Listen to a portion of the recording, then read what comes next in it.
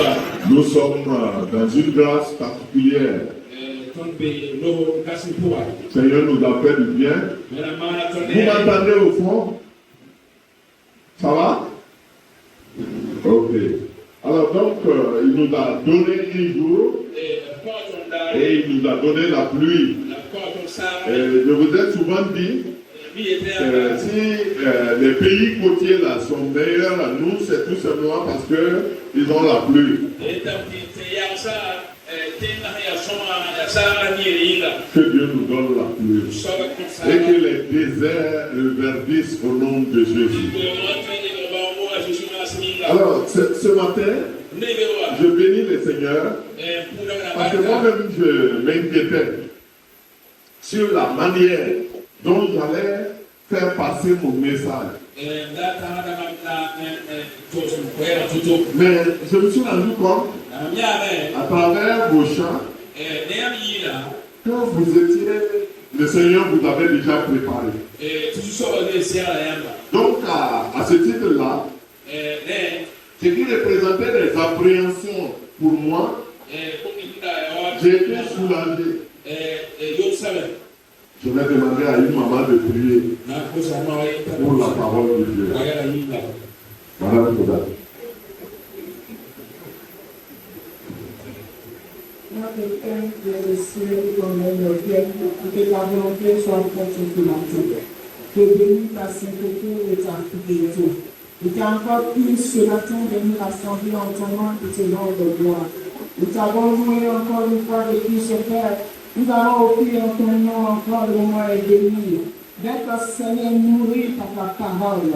Je viens offrir ta foi, Seigneur, et commander la vie de chacun d'entre nous. Et commander le cœur, les pensées, Seigneur, pour qu'elles soient remplies pleinement, pour qu'elles soient édifiées pleinement, pour qu'elles soient restaurées, Seigneur, par ton nom puissant, Seigneur Jésus. Je prie et je remets ton serviteur sur l'interprète entre tes mains. Seigneur, utilise-les comme il se doit. Utilise-les pour la gloire de ton nom.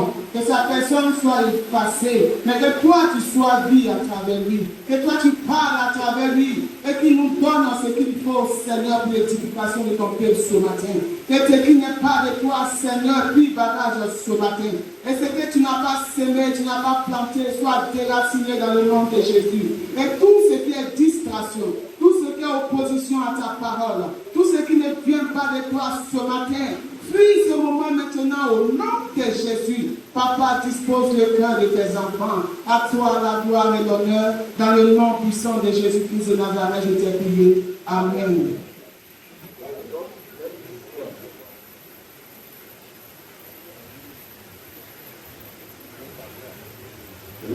Alors ce matin, je voudrais qu'on parle du Christ.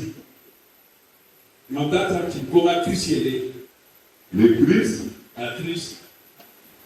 d'autres l'ont appelé Jésus, d'autres l'ont appelé le Messie. Mais la question que je voudrais poser, vous allez voir que je fais exactement comme Jésus. Parce que les gens pensent que Jésus ne faisait qu'enseigner. Non. Jésus, il y a des moments où il pose des questions. Et à partir de ces questions-là, maintenant il enseigne. Il greffe l'enseignement là-dessus. Et ce matin, les théologiens, ce que nous allons faire là, les théologiens appellent ça la christologie. Christo comme Christ et logie comme étude. Voilà, c'est-à-dire comment connaître Christ. Parce que si vous le connaissez à fond, vous n'allez plus être ballotté. Voilà, si vous voyez que les gens viennent à l'église, abandonnent le Seigneur à un certain moment et ils s'en vont, sont perdus, c'est parce que tout simplement, ils n'ont pas connu qui était Jésus. Et ils vont vous demander d'ouvrir les fenêtres. Là où l'homme n'entre pas. Vous savez, vous n'avez pas de climatiseur. Et Dieu vous donne climatiseur ce matin. Et que vous refusez. Voilà, ouvrez les fenêtres. Moi j'aime que l'air circule, les portes là, si vous pouvez les ouvrir, ça va faire circuler l'air. Vous savez, pour réfléchir, il faut avoir de l'oxygène. Alors, donc je vais commencer par la voisine de Madame Koda. Et je vais lui demander qui est le Christ. Qui est Jésus pour toi? Selon moi, Christ est le sauveur de l'humanité.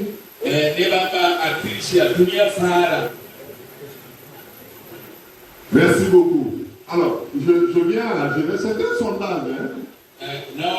J'arrive au milieu. Et puis je prends encore mon micro à quelqu'un.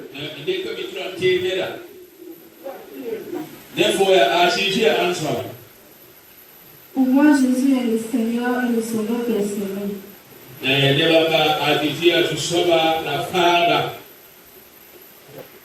Parmi les hommes là maintenant, on va aller là-bas. Ou bien on va s'arrêter à la polare. On va s'arrêter à la polare et puis on va trouver une personne.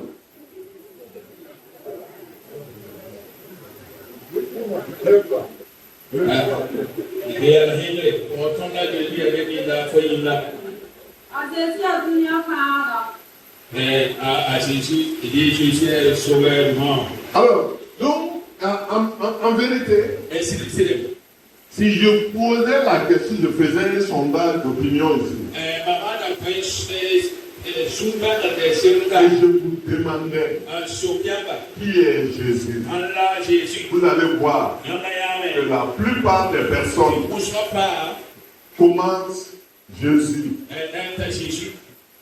Comment la vie pour ces personnes-là, la vie de Jésus,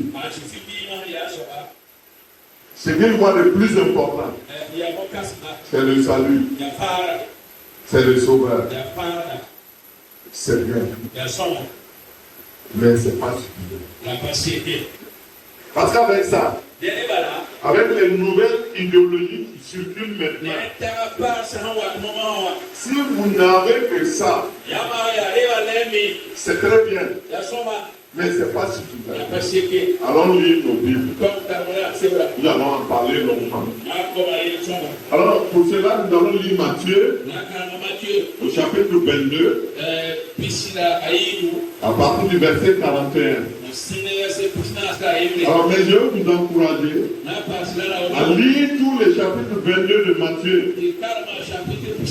Nous n'allons pas le faire ce matin. Alors, Matthieu 22, à partir du verset 41.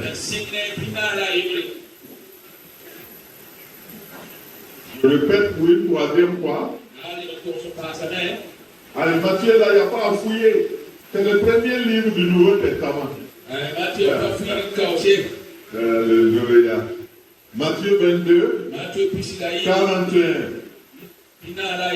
Alors, comme les pharisiens étaient assemblés, Jésus les interrogea. Vous voyez que Jésus, lui aussi, les interroge les gens. En disant, que pensez-vous du Christ? De qui est-il le fils? Il lui répondit de David. Et Jésus leur dit, comment donc David, animé par l'Esprit, l'appelle-t-il Seigneur? Lorsqu'il dit, dans le livre des psaumes là, parce que Jésus va citer, lorsqu'il dit, le Seigneur a dit à mon Seigneur, assieds-toi à ma droite, jusqu'à ce que je fasse de tes ennemis ton marchepied. Si donc David l'appelle Seigneur, comment est-il son fils? Comment se fait-il? Nul ne put lui répondre un seul mot. Et depuis ce jour, personne n'a plus posé de questions à Jésus. Amen. Amen. Amen. Alors, donc ce matin, nous allons voir qui est ce que nous appelons le Sauveur. Qui est celui que nous appelons le Messie? Qui est celui que nous appelons le Christ? Le mot Christ et Messie là c'est la même chose. Voilà, Christ et Messie là. Messia là. Voilà, ça veut dire moins. Celui qui a reçu l'huile. Vous savez en Israël, le sacrificateur, le prophète et le roi, avant de commencer leur ministère, recevaient une onction d'huile. Vous savez ce que l'huile représente? C'est le Saint-Esprit. Mais depuis Moïse, on a dit à Israël, il y a un homme qui viendra. Lui, il va recevoir une huile particulière. Il va recevoir une onction particulière. Quand il va arriver, il va marquer une rupture. Celui qui ne va pas recevoir cet homme-là sera rien d'Israël. C'est-à-dire celui qui refusera cet homme-là, c'est fini. Il n'y a plus rien à faire pour lui. Alors, si vous regardez le verset, dans le premier verset, si nous regardons très bien dans le chapitre 22, je vais situer le contexte. Alors, vous savez, il y a une confrontation là entre les pharisiens, les hérodiens, les sadducéens et les scribes. Ils sont venus pour attaquer Jésus. Parce qu'eux aussi, ils avaient des enseignements. Et leur enseignement là, c'était la Torah. Mais l'interprétation qu'ils en donnaient n'était pas la véritable. Quand Jésus est arrivé, il a commencé à enseigner. Et son enseignement était totalement différent. La Bible déclare qu'il enseignait avec autorité. C'est-à-dire, c'est comme si c'était lui-même le propriétaire de la Torah. Et quand il parle, il commande aux démons. Et il a dit de sortir. Et les démons obéissent. Les gens ont dit, mais waouh, quel est cet homme-là? Malheureusement, les Juifs ne l'ont pas reçu. Alors, dans le premier verset là, si vous regardez Matthieu 22, les pharisiens sont venus. Et ils ont demandé à Jésus, c'est eux qui posent des questions. Est-il permis de payer l'impôt à César? Écoutez bien. Ça, ils voulaient mettre Jésus en porte-à-faux avec le colonisateur romain.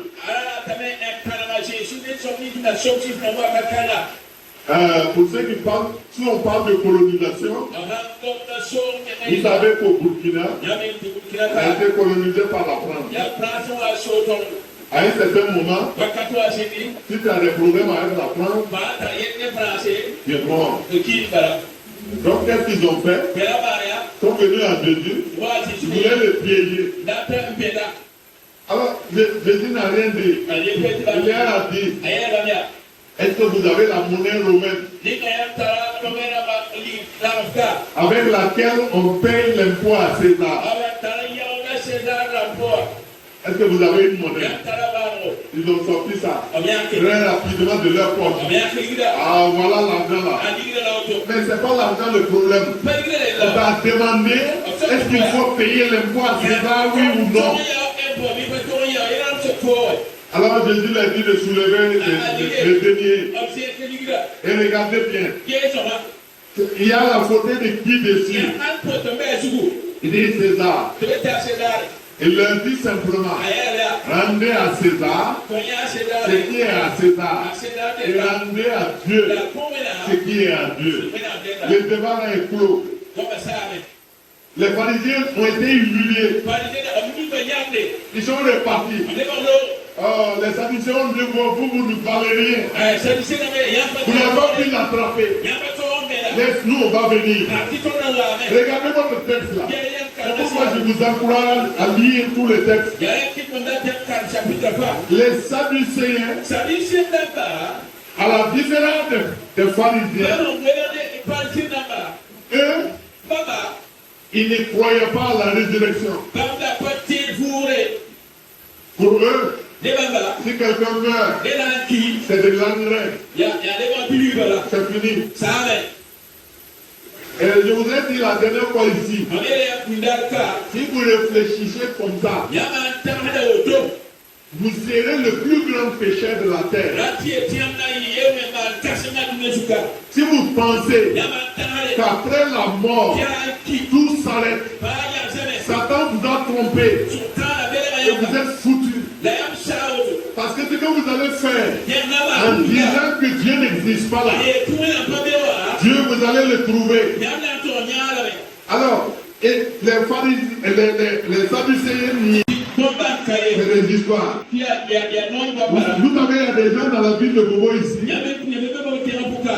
jusqu'à présent, ce que Renan Bonquet est venu faire au stade là, au plateau de Yéguéré là, sous les yeux des millions de personnes. Il y a des gens à Bobo qui disent que c'est des histoires. Ils sont du groupe des pharisiens, des Sadducéens. Alors pour ces gens-là, les esprits n'existent pas. Donc les gens n'existent pas. Alors si vous êtes là-bas, c'est grave. Et ils sont venus à Jésus et ils ont demandé, toi qui crois à la résurrection là, on va te donner un exemple. Il y avait une femme, il y avait un mari. Ce mari-là est mort. Elle a épousé le petit frère de cette femme, selon la loi. Cet homme-là est mort. Elle a épousé le deuxième, le troisième maintenant. Lui aussi il est mort. Jusqu'à 7 hommes. Et ils sont tous morts. Et il demande à Jésus, toi qui crois à la résurrection, les jours que la résurrection là, elle sera la femme de qui? Puisque tous l'ont connue comme femme. Elle sera la femme de qui? Jésus leur dit, les plus ignorants, c'est vous. Vous ne connaissez pas les capacités de Dieu, ni la puissance de Dieu. Ne savez-vous pas que à la résurrection là, j'en parlais ici la dernière fois, les hommes ne prendront pas de femmes et les femmes ne prendront pas de mari. Vous pouvez ouvrir les portes s'il vous plaît. Ouvrez les portes. Voilà. Alors, ces gens-là, il leur a fermé la bouche. Alors, si vous lisez dans Acte 4, pour ceux qui notent, vous allez connaître les Sadducéens là mieux. Acte 4, 1 à 2. Acte 5, 17. Acte 23, 8. Vous allez les connaître. Alors, lorsque Jésus expliquait, eux aussi ils ont reçu leur part. Ils n'avaient rien compris de ce que c'est que le royaume de Dieu. Ce qu'ils ne savaient pas, c'est le statut, la nature de l'homme qui était arrêté devant eux là. Ils ne connaissaient pas. Ils ne connaissaient pas Jésus. Parce que s'ils le connaissaient, ils seraient venus. Ils auraient déposé déposé leur idéologie là. Et ils seraient venus demander à Jésus, explique-nous les choses d'en haut. Parce que lui, il venait d'en haut. Alléluia. Est-ce que vous êtes là? Vous êtes encore là? Ceux qui me suivent, là, levez la main. Parce que je sais que beaucoup ne vont plus pouvoir s'approcher. Alors, les pharisiens sont revenus à la charge. Ils ont dit non, vous, Sadducéens là, on vous a dit d'aller lui poser des questions, vous n'avez pas pu le coller. Vous n'avez pas pu le coller. Voilà qu'il vous a ramassé. Nous on repart. Ils reviennent avec les scribes et ils demandent à Jésus quel est le plus grand des commandements. Puisque tu dis que tu connais la Torah. Jésus leur dit, toute la loi se résume à cela. Tu aimeras l'Éternel ton Dieu de tout ton cœur, de toute ton âme, de toute ta force et de toute ta pensée. Et tu aimeras ton prochain comme toi-même. Toute la loi et les prophètes là dépendent de ce commandement. C'était la vérité. Qu'est-ce qu'ils avaient à dire? Plus rien. Ils n'avaient plus rien à dire. Il leur a cloué le bec. Quelqu'un a quitté au fond de Bobo. Il a demandé d'après moi. Il est venu. Et il m'a dit, parce que j'ai parlé à un patient, à un malade. Et il est rentré. Et il est venu me dire, de chercher, il y a un docteur ici là, qui est religieux, il faut m'amener à lui. On m'a amené à ce type là. Il m'a posé une question.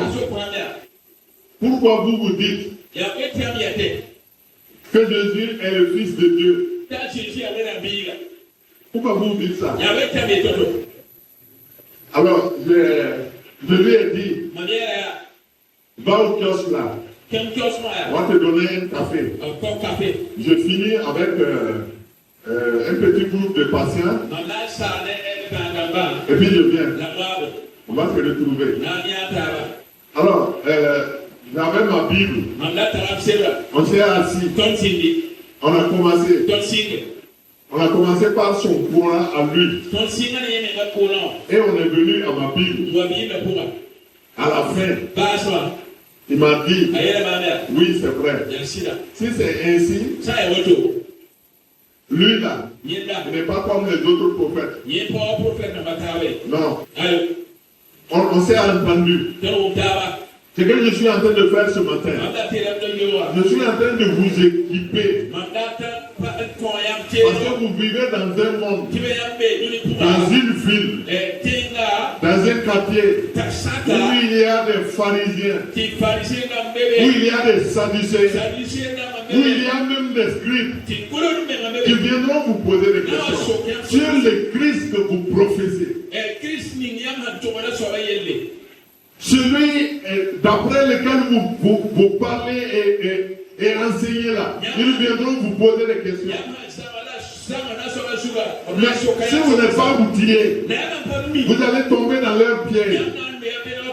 Alors, quand on a interrogé Jésus 3 fois, il a répondu, c'était parfait. Ils sont partis.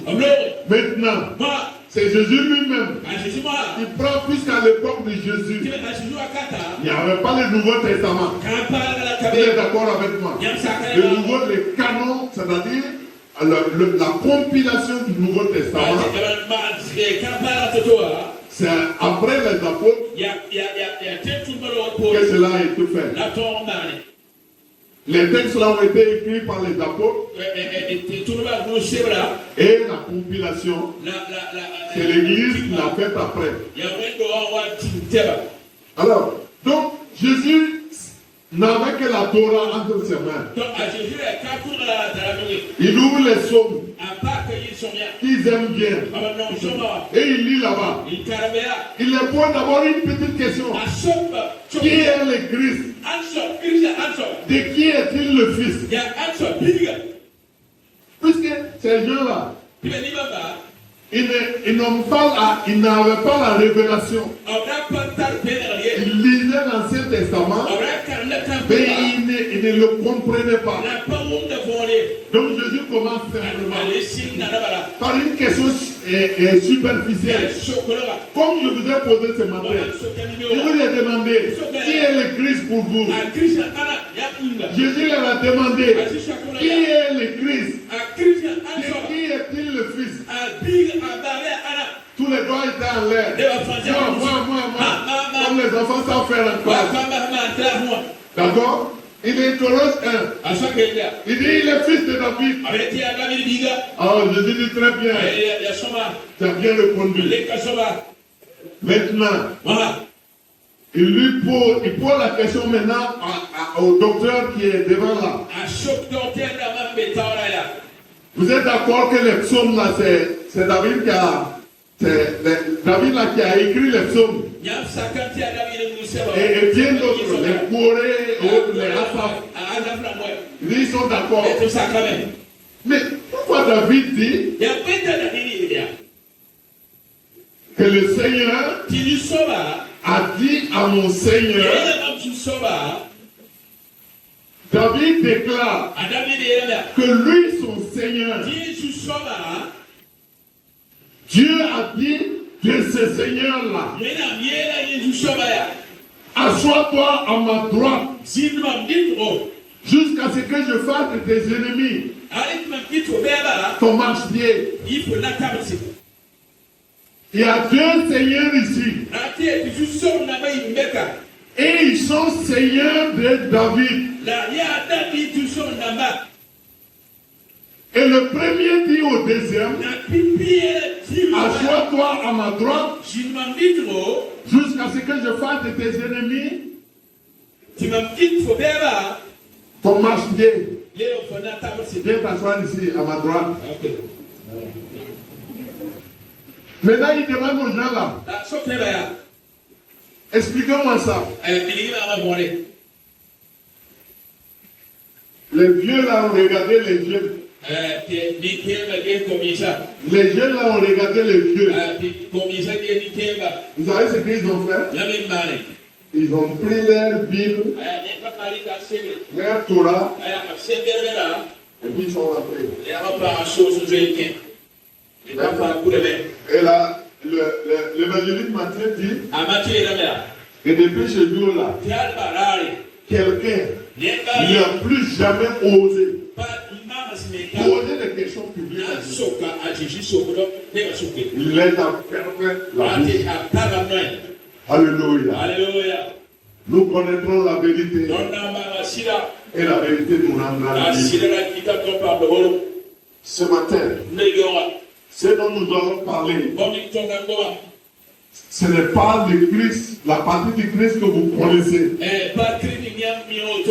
C'est plus grand. C'est plus grand. Qui est le Christ? Quelques auteurs inspirés nous donnent la clé dans la parole de Dieu. D'abord, dans le texte que nous venons de lire, il y a deux seigneurs. Le Seigneur a dit à mon Seigneur. Le premier Seigneur là, c'est Dieu. Le deuxième Seigneur là, c'est le Christ existant avant la création du monde avec Dieu. Est-ce que vous êtes encore là? Ça veut dire que la vie de Jésus là, l'existence de Christ là, n'a pas commencé avec sa naissance. Non. Parce que si vous vous arrêtez là-bas, Vous n'êtes pas loin des païens. Parce que vous allez comparer Jésus à Moïse, qui est né de Jochebed et d'Amram. Vous allez comparer Jésus à Esaïe. Vous allez comparer Jésus à tous les prophètes. Parce que ces gens-là sont venus à l'existence à un temps T. Mais, si vous regardez même dans l'Ancien Testament, il y a des prophètes comme Michée qui ont dit que l'enfant qui naîtra à Bethléem Ephrata, ces origines-là remontent aux temps anciens, au jour d'éternité. Jusqu'à présent, les Juifs lisent, mais ils ne comprennent pas. Ils ont rejeté le Seigneur. Ils ont rejeté la vie. Ils ont rejeté la source. Mieux, ils ont rejeté leur Créateur sans se rendre compte.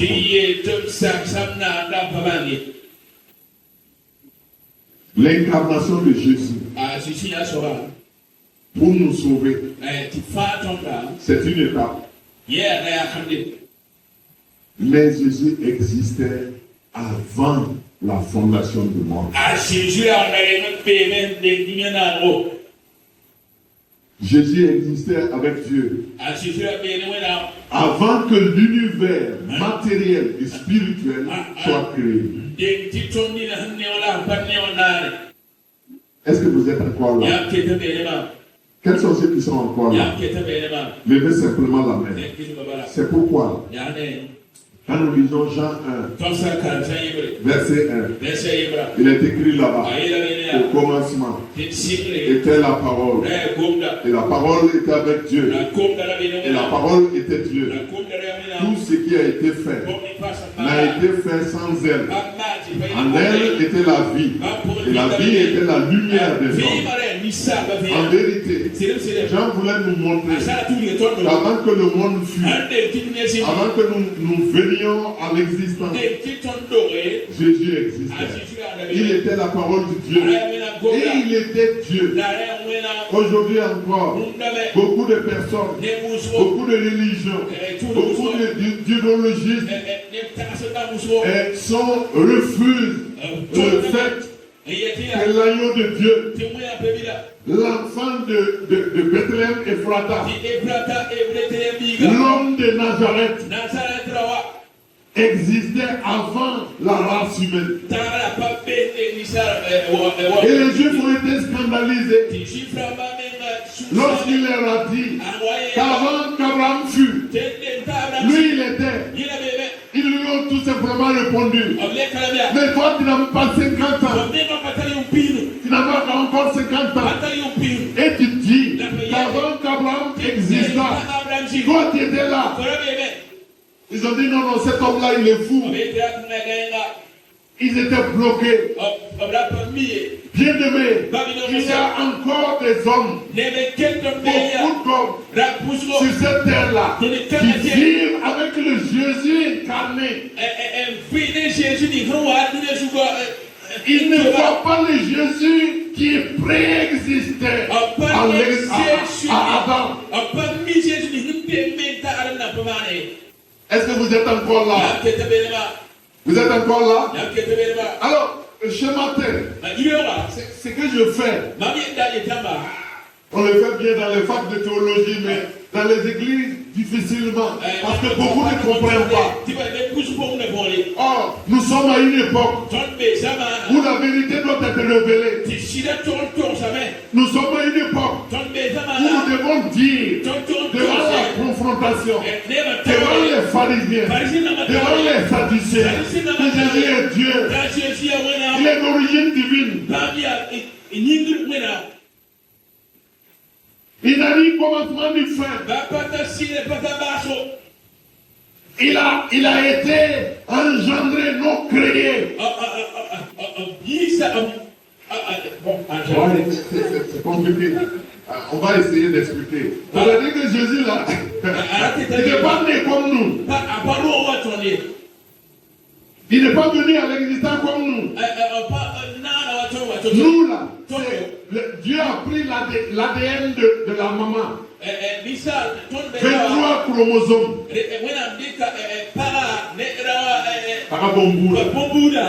Et associé à pour l'homme là. Et puis créer nous qui sommes là. Mais le Seigneur, lui, il existait. Ce matin, je voudrais te dire, dans ce monde en mutation, dans ce monde où vous entendez chaque jour des choses nouvelles, il y a de nouveaux docteurs qui apparaissent, l'échiquier national et international, progressant de nouvelles doctrines. Nous devons savoir une chose. Celui que tu as choisi là, tiens-le jusqu'au bout. Et c'est pourquoi ce chant évangélique qui dit jusqu'à la mort doit être notre credo.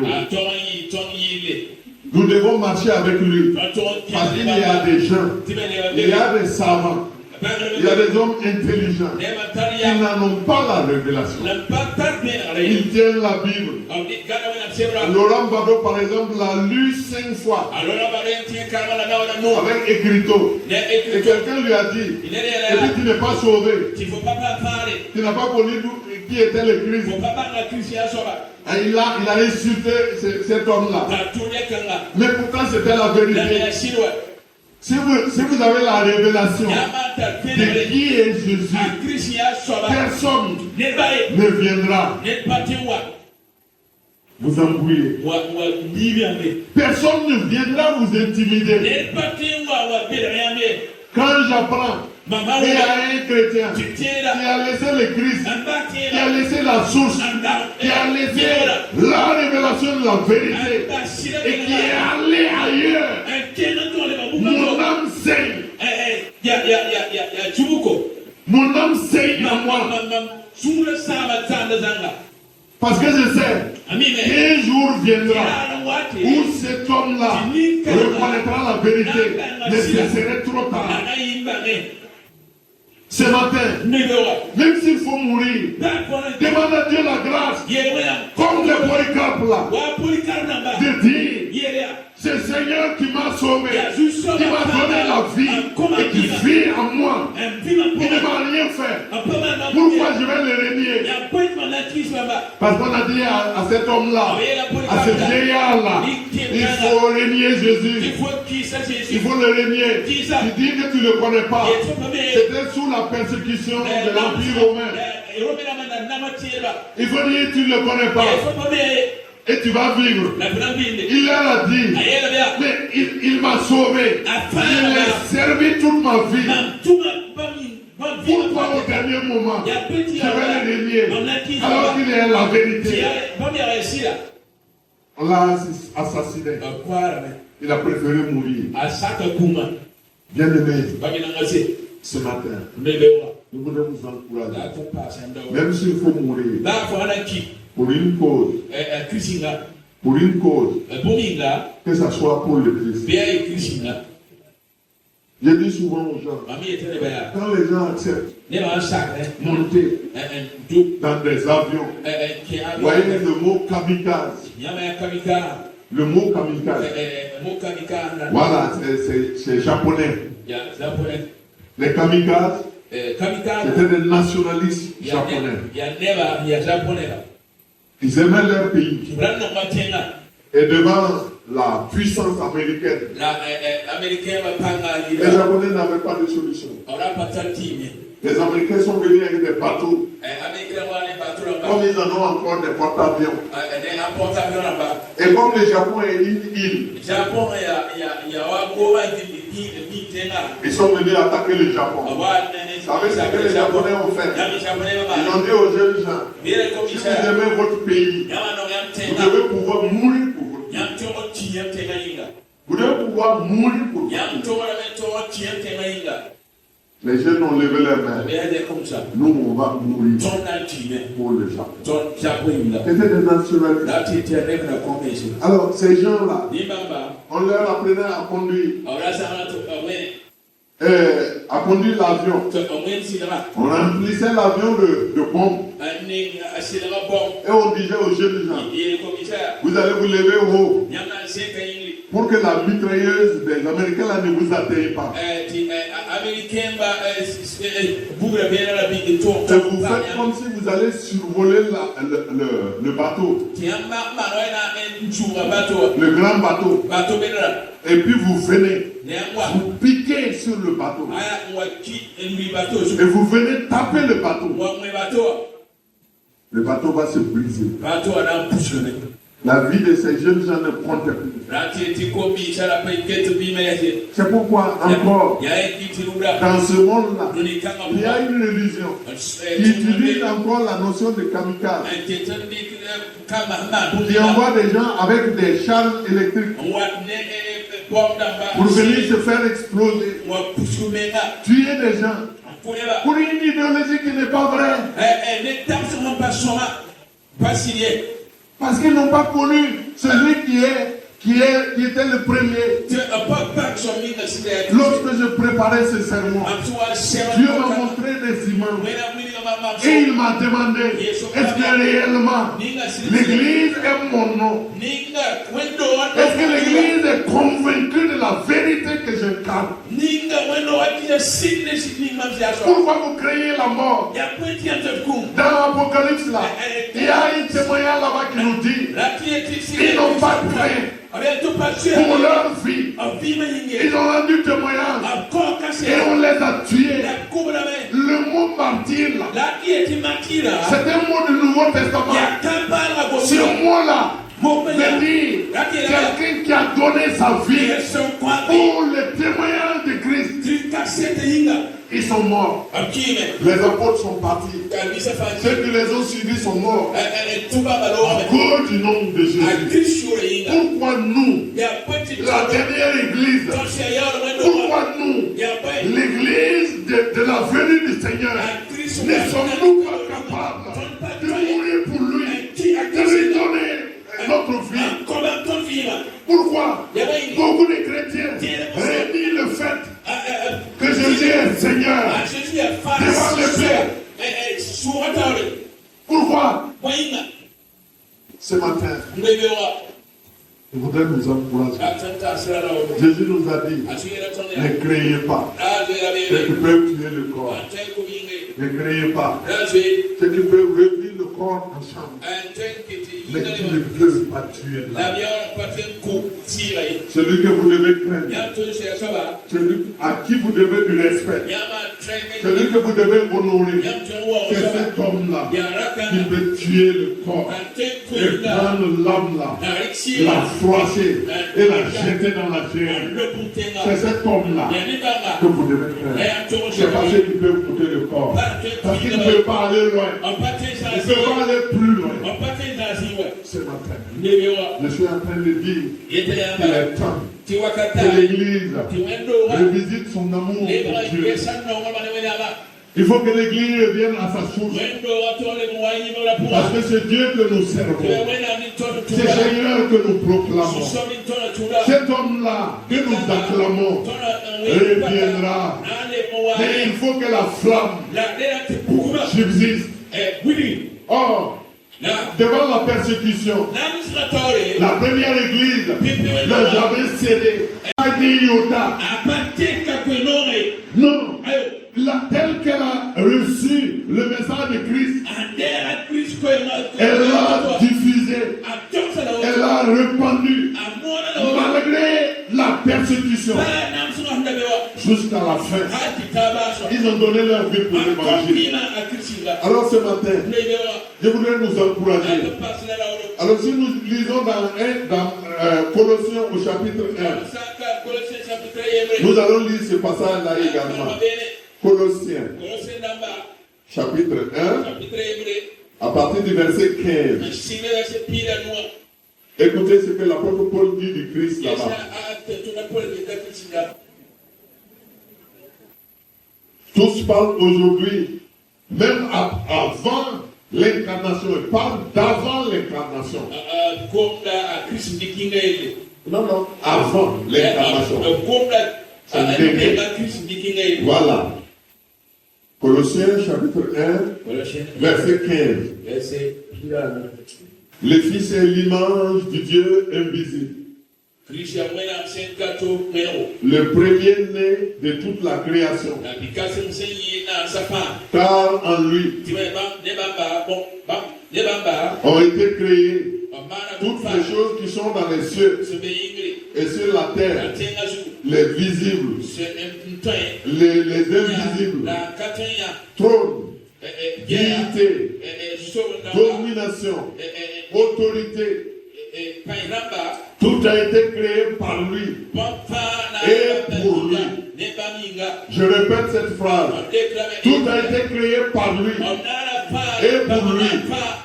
Il est avant toutes choses et toutes choses subsistent en lui. Il est la tête du corps de l'Église.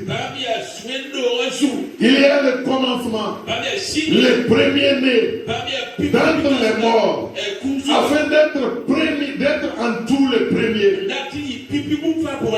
Que Dieu bénisse sa parole. Bien-aimé, je n'ai pas le temps pour vous expliquer ce que l'apôtre Paul a écrit ici. Mais c'est extraordinaire. Et si le Seigneur me donnait l'opportunité, nous allons en reparler une autre fois. Ce que je voudrais que vous reteniez ici dans ce texte-là, tout a été créé par lui et pour lui. Écoutez-moi bien. Tout ce qui s'oppose à Christ, tout ce qui s'oppose à la parole de Dieu,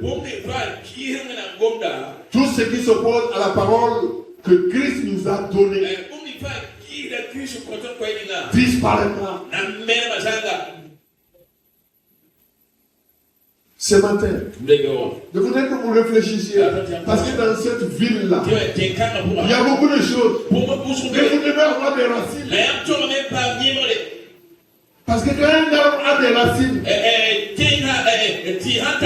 aucun vent ne peut l'emporter. Vous avez déjà vu un manguier couché? Vous avez déjà vu ça? Un manguier couché, les quatre fers en l'air. Vous avez déjà vu ça? Vous avez déjà vu ça? Un manguier, vous pouvez voir une branche coupée, mais jamais déracinée. Vous avez déjà vu le rognier, quelle que soit sa hauteur là, déraciné? Jamais. Parce que le rognier là, ce qui est en haut là, il y a en bas ce qu'il faut, ce qui est en haut. Quand le vent emporte, c'est les qualités, c'est les caïcédra.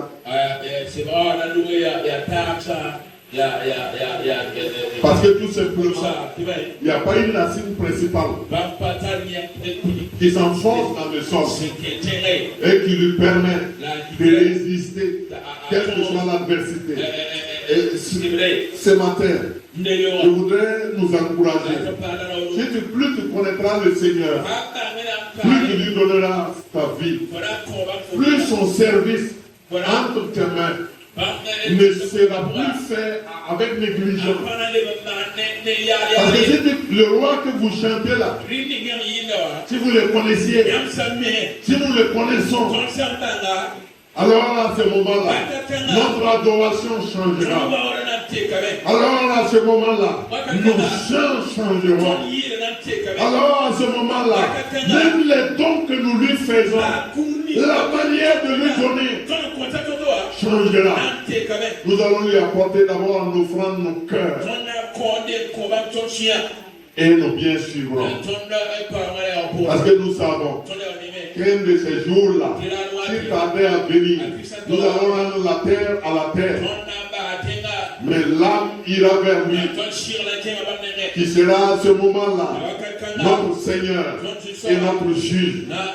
Je voudrais vous encourager ce matin. Christ existait avant toute chose. Et tout a été fait par lui. Tout a été fait aussi pour lui. Ce matin, connaissons le Christ. Si nous le connaissons, Paul l'a écrit, même la mort, même la souffrance, même l'épée, quelle que soit l'adversité, rien ne pourra nous séparer de l'amour de Dieu manifesté en Jésus. Rien au monde, pas même la persécution, pas même la souffrance. Il y a des gens, pour une petite souffrance dans la famille.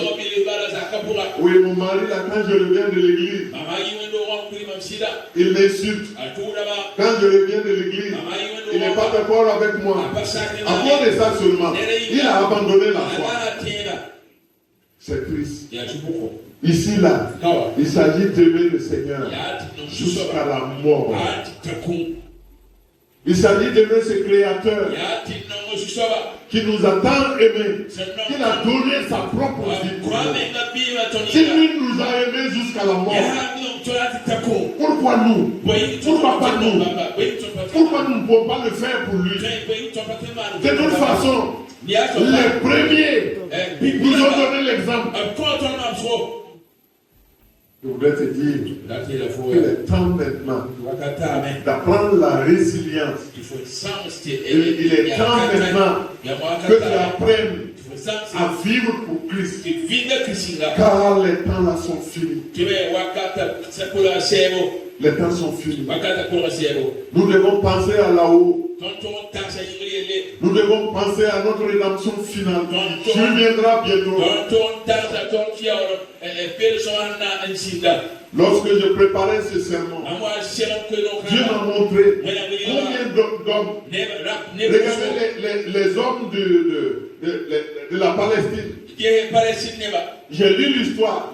Les hommes Abbas là. Le Front populaire de libération de la Palestine. Ils rentraient dans les avions. À cause de leur nation, ils sont capables de rentrer dans un avion avec une bombe et d'aller faire exploser. Il se fait exploser et avec lui l'avion. Et tous ceux qui sont dedans. Pour que les gens entendent qu'il y a un peuple qui est persécuté. Pour une nation, pour leur terre, ils ont fait ça. Ce matin, l'amour de Dieu doit être véritablement ce qui est au centre de notre vie. Et nous devons être prêts à tout pour le nom du Seigneur. Que Dieu vous bénisse. Que sa paix soit avec vous.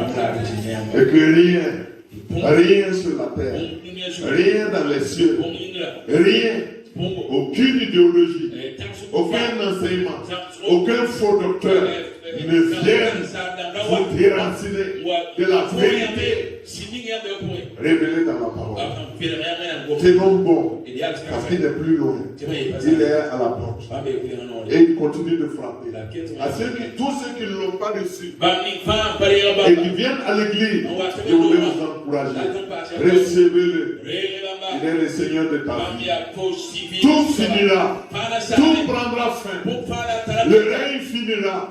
L'argent n'en parlera plus. Le pouvoir finira. Les choses de la terre passeront. Mais sa parole demeurera éternellement. Ce matin, nous allons nous tenir debout. Nous allons rendre grâce à Dieu. Nous allons dire à Jésus, toi qui as donné ta vie.